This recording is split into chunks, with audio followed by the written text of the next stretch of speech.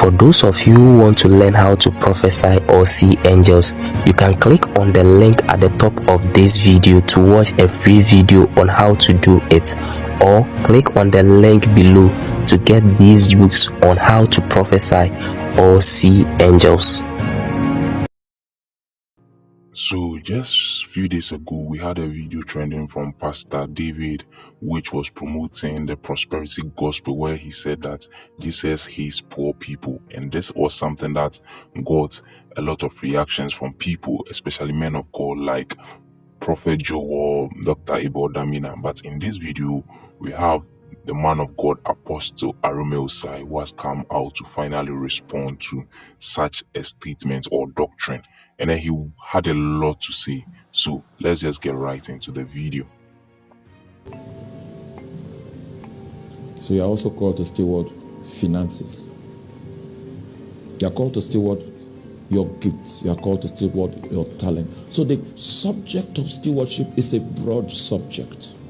But the church of our day isolated finances because of the ability that comes with it. And then it is now looking like the goal of Christianity is to make millionaires.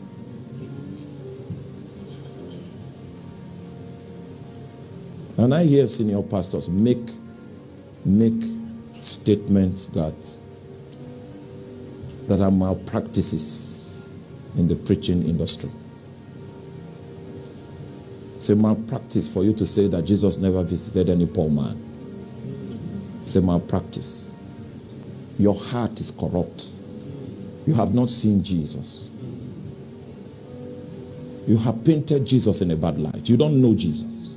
It's a malpractice. It's a malpractice. It's a malpractice to say that a poor church is a weak church. Because if you don't understand the dynamics of territorial government. So we measure the worth of men by pound sterling. That is falling. We are like Laodicea, a church that has been blinded by the angel of commerce. So there are issues that we need to deal with if our intention is to walk with God. Are you with me? Yes, sorry, I'm not a pastor. A pastor knows how to speak soothing words. No. I have the calling of an apostle. My assignment is to raise men. So it's, do you have an army in the United Kingdom? Yes, you do? Yes. So, as soft as you people are, there are some people that form your army and they survive training.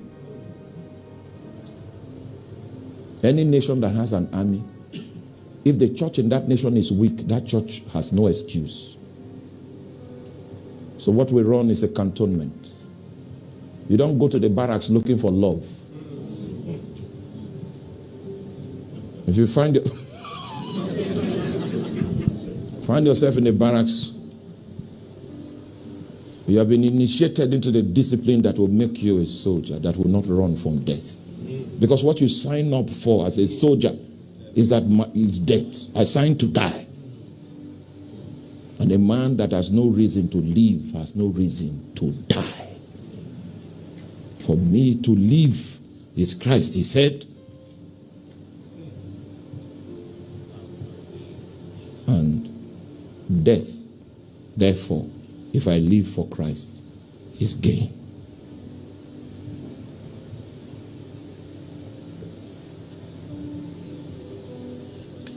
I have seen people give up the ghost a few times, and it's a very spiritual thing. The person is exposed to the fact that he was actually not as strong as he thought he was.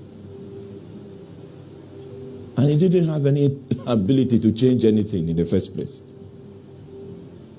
So if he did not squander his life in the service of Jesus Christ, it's a terrible place to be.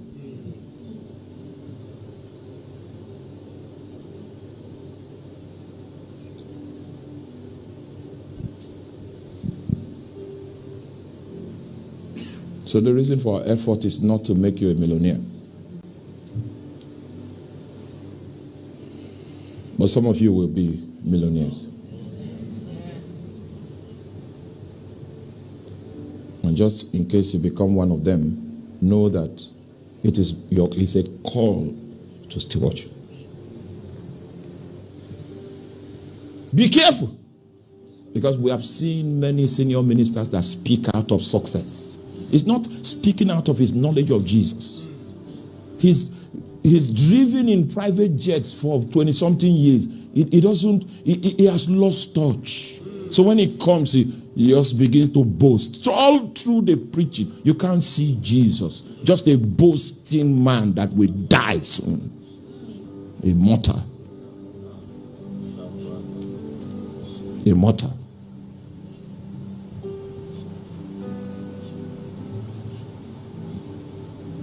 My earthly dad was a great man. He was an intellectual in his time. When we visited Georgia, I never knew I would set foot on Georgia. That was where he schooled.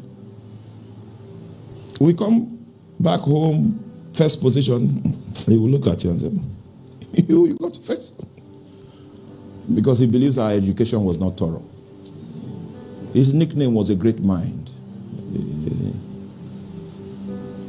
I saw him die.